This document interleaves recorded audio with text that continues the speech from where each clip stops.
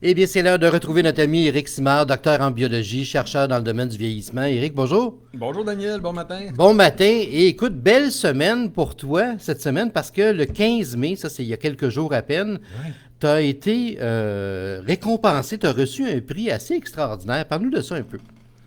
Oui, oui, effectivement, Daniel. Écoute, c'est la Fondation de l'Institut national de la recherche scientifique qui m'a remis cette année un des prix Lumière. Ils remettent 3 prix Lumière par année, en fait, pour reconnaître la carrière particulière, exceptionnelle, en fait, de certains de leurs anciens étudiants. En fait, OK, parce que j'ai étudié à l'Institut national de la recherche scientifique, à OK, l'Institut Armand Frappier.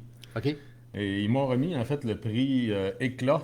En fait, c'est inscrit pour son parcours exceptionnel et son engagement dans la communauté qui incarne la mission et les valeurs de l'INRS. Fait que c'est un prix, en fait, Super, mais bravo. qui est reçu pour l'ensemble de ma carrière. Ce qu'écoute, j'ai pensé un matin, en fait, qu'il y a peut-être beaucoup de gens, je crois qu'il y a beaucoup de gens, en fait, qui sont curieux de savoir par où j'ai passé, qu'est-ce que j'ai fait auparavant, pourquoi je fais ça aujourd'hui. OK, c'est la chronique C'est qui Éric Simard?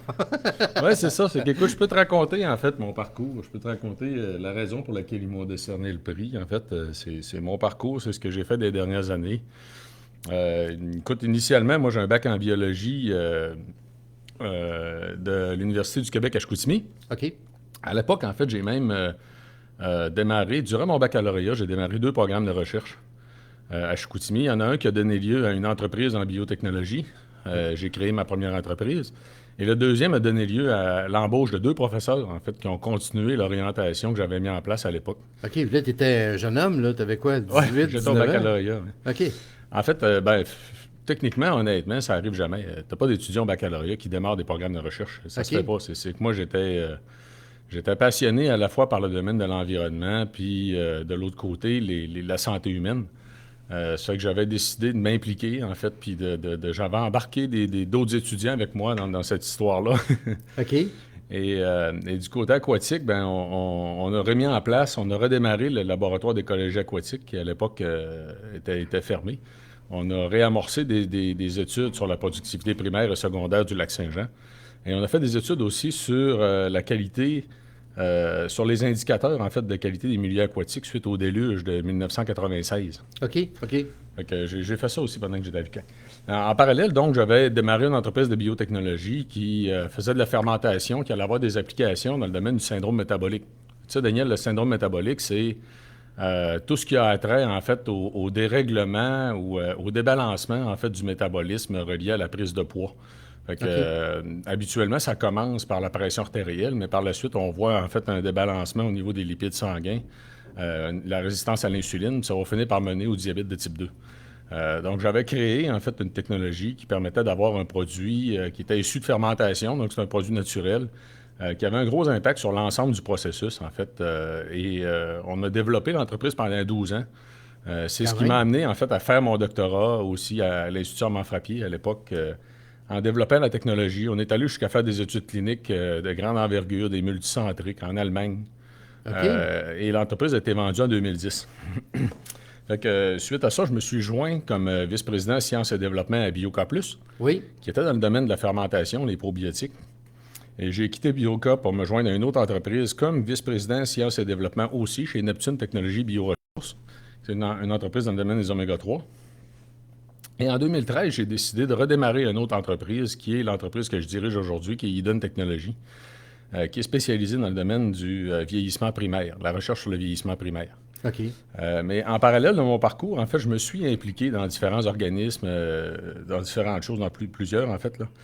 J'ai même créé, avec un chercheur de l'Université Laval, l'Association pour les ingrédients santé en alimentation, que j'ai dirigée pendant 8 ans. C'est une association qui était financée par le ministère de l'Agriculture, qui avait pour but, justement, de faire des aliments plus riches en nutriments. Au lieu de faire des aliments avec moins de ci et moins de ça, on faisait des aliments avec plus de ci et plus de ça. Ce qui OK. était dans l'idée, justement, Ouais. d'avoir des aliments qui seraient meilleurs pour la santé et qui contiendraient des doses calibrées, en fait, si on veut, de différents éléments nutritifs ou différentes vitamines ou des antioxydants, par exemple. Je me suis, à l'époque aussi, impliqué dans l'administration de la Fondation Initia. En fait, donc, comme administrateur, j'ai été administrateur aussi de l'Association des victimes d'infections nosocomiales. Et je me suis joint dans les dernières années à la commission de l'éthique. Donc, je suis un membre de la commission de l'éthique en sciences et technologies du Conseil des ministres. OK. Et je suis président, bien sûr, depuis quelques mois de l'Association professionnelle pour la santé intégrative. Oui. Et donc, pour revenir en fait à Eden Technologies, ce que j'ai fait au cours des dernières années, parce qu'initialement, il faut savoir que ce que j'avais fait avec ma première entreprise, c'est de la recherche de pointe qui avait été supportée par le Conseil national de la recherche du Canada. C'est plus de 1,4 million, en fait, en subvention du Conseil national de recherche qui ont financé ces travaux-là. C'était vraiment des travaux de très, très grande envergure.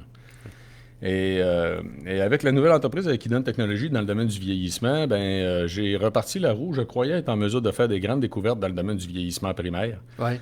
Et c'est ce qu'on a fait aussi, en fait. Donc, en 2013, j'ai réamorcé des travaux de recherche avec 5 universités qui collaboraient à ces travaux-là. On a maintenu au fil des années les travaux avec l'Université Concordia parce que c'était les travaux qui étaient les plus productifs.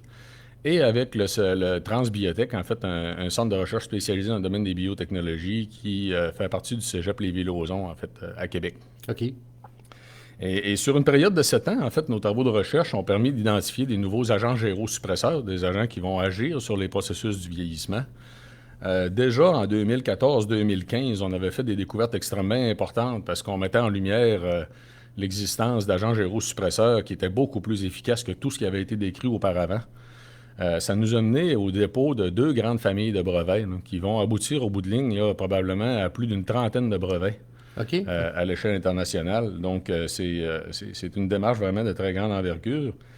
Ça nous a amené en 2016 à lancer la commercialisation des produits Vitali, dont on parle ensemble régulièrement. Oui, oui. Produits Vitali qui contiennent justement des agents gérosuppresseurs qui sont issus donc de nos recherches avec l'Université Concordia. Et en 2020, on a donc étendu aussi, en fait, ces démarches-là de commercialisation à tout le Canada au complet. C'est sûr que je te le cacherai pas que c'était pas une année pour faire ça. Non, pas tellement, effectivement. Non, c'était pas très, très évident d'essayer d'aller rentrer des produits dans les autres provinces, dans des pharmacies ou des magasins d'aliments naturels, quand la majorité des magasins sont fermés ou que sont restreints de circulation, etc.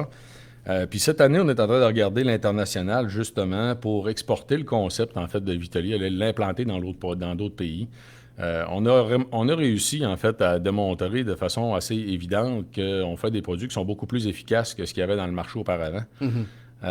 Et ça nous amène en fait aussi à lancer, en fait, je te l'annonçais aujourd'hui, c'est intéressant, un nouveau programme de recherche dans le domaine de la douleur chronique. OK. On a parlé dernièrement du cas de la fibromyalgie. Oui, oui. On a possiblement fait une découverte très importante du côté de la fibromyalgie parce qu'on a des très, très bons résultats à réduire les douleurs, en fait, à réduire les symptômes de la fibromyalgie, entre autres avec Vitali Articulation. Je suis en discussion justement avec des chercheurs très importants dans le domaine de la douleur chronique, là, dans le but justement de mettre en place un nouveau programme de recherche pour pousser plus loin de ce côté-là. Écoute, c'est fascinant parce que, dans le fond, depuis que tu es tout jeune, tu as toujours été intéressé puis obsédé par le vieillissement puis améliorer la qualité de vie des gens. Ça a été ça. Oui, là. effectivement. Écoute, la santé humaine, pour moi, quand j'étais tout petit, je voulais faire de la recherche sur le cancer parce que, bon, dans la famille Simard, il y a beaucoup, beaucoup de gens qui sont touchés par le cancer. On a même identifié au fil des années qu'on avait beaucoup de porteurs du BRCA1, BRCA2, là, des mutations qui augmentent les risques de cancer du sein, entre autres, mais chez l'homme, ça augmente les risques de cancer de la prostate. Ça fait que j'ai toujours été intéressé par la santé humaine. Puis, moi, ma soif de connaissance, de créativité m'a amené à m'intéresser au domaine de la recherche. Puis, j'ai vite compris, en fait, que on aurait tendance à penser que le domaine de la recherche, plus on découvre des choses, plus c'est difficile d'en découvrir d'autres. En fait, c'est le contraire. Ah oui? Ouais. Il faut considérer les connaissances en sciences comme étant l'aboutissement, la pointe, si vous voulez, des branches d'un gros arbre qui est en train de grossir. OK. Plus il grossit, plus il y a de pointes. Plus tu as de possibilités d'en avoir des nouvelles. C'est exactement ça. Avec la connaissance en sciences nous ouvre la porte à beaucoup plus de possibilités d'en avoir des nouvelles. Ce que j'avais écrit comme pensée, en fait, dans l'entrée de ma thèse de doctorat, là, dans la première page, en fait, là, j'avais écrit comme pensée que qu'en recherche, on génère plus de questions que de réponses. Ouais. La qualité d'un bon chercheur, c'est de réussir à faire avancer cette somme de questions-là pour faire avancer les connaissances. OK. Mais techniquement, c'est exactement ça. Parce qu'en recherche, on génère beaucoup plus de questions que de réponses. Oui, ouais, c'est ça, effectivement. Mais c'est génial de voir comment, justement, on repousse toujours les limites, puis qu'on en vient, comme tu dis, à développer de nouveaux produits, à trouver de nouvelles façons de soulager les maux des gens. Et tu sais, au-delà du prix éclat que tu as reçu, ben, quand tu reçois des témoignages de Madame une telle de tel endroit qui dit grâce au produit Vitali, ça a changé ma vie, puis je marchais quasiment plus, puis mes articulations sont correctes, tout ça, c'est comme une récompense de plus à chaque fois pour toi, j'imagine. Ah oui, tout à fait, tu as raison. Écoute, c'est la meilleure récompense. C'est le plus grand cadeau qu'on peut me faire. Puis je te dirais que le cas des douleurs chroniques est vraiment épatant parce qu'on a aidé tellement de monde. Ce qui nous pousse aujourd'hui à lancer le nouveau programme de recherche, c'est que dans les 4 dernières années, j'ai énormément de monde qui m'ont écrit pour me dire carrément qu'on leur avait offert une nouvelle vie. C'est pas rien, Daniel, en Une fait. nouvelle vie, c'est quelque Ouais, une chose, là. nouvelle vie. Ouais. Puis à parler avec ces gens-là, on réalise que c'est pas exagéré, mais pas du tout, là. Je veux dire, c'est des gens qui passaient la journée à se lamenter de douleur, en fait, comme s'il y avait la peau qui le brûlait constamment. Et du jour au lendemain, ils retrouvent une vie qu'ils avaient pu. Il y en a qui ont recommencé à travailler. Il y en a qui ont pu reprendre leurs activités. On avait une écrivaine qui était plus capable d'écrire de livres. Écoute, c'est épatant, en fait. Fait que c'est sûr que mon désir pour les prochaines années, c'est de pousser cette facette-là de façon à aider tous ceux qu'on est capable d'aider. On sera possiblement capable d'en identifier beaucoup des gens qui peuvent bénéficier de ça, parce que c'est pas juste la fibromyalgie, c'est vraiment les douleurs chroniques possiblement reliées, en fait, aux problèmes neuronaux. Fait que, oui, écoute, ça, c'est fantastique, là. C'est vraiment, je suis vraiment très, très content. Puis je te dirais que le prix Lumière, c'est un prix Lumière éclat, en fait, parce qu'il y a 3 prix Lumière, là. OK. Le prix Éclat est lui qui m'a rendu le plus ému, je dirais, parce que c'est un prix qui est remis sur l'ensemble de la province au complet. Donc, il y a quand même beaucoup de candidats qui sont considérés. On me dit, en fait, que le comité d'évaluation avait été unanime, en fait. Fait que j'étais vraiment très, très ému d'être reconnu.